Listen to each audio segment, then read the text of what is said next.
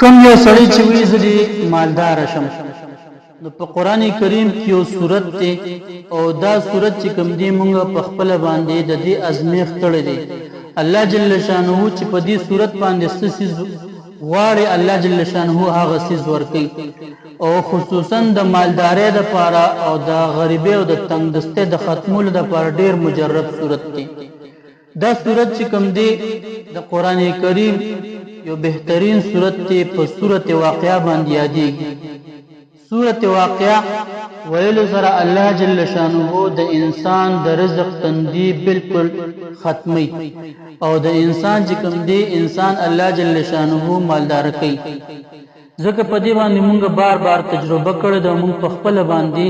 دا سورت ډیر کرته لستلې دي او الله جل شانه په ډېرې مسلې زموږ حل کړې ځکه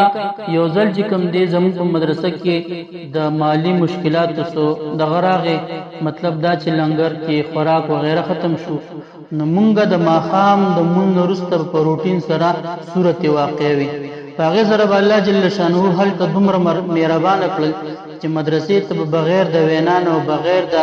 سوال جواب نه خلکو بیا چې کوم دی هغه رزق وغیرہ را لېګو مطلب دا چا به صدقه کړي وا چا به کوم دی خیرات کړو چا به همدسي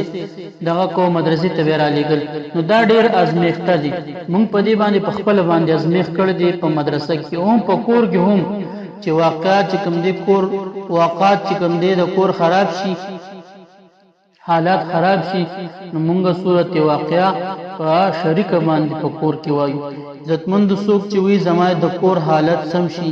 زری مالدار شم او زمانه د غریبي او د تندرستی ختم شي نو د انسان لپاره دي چې د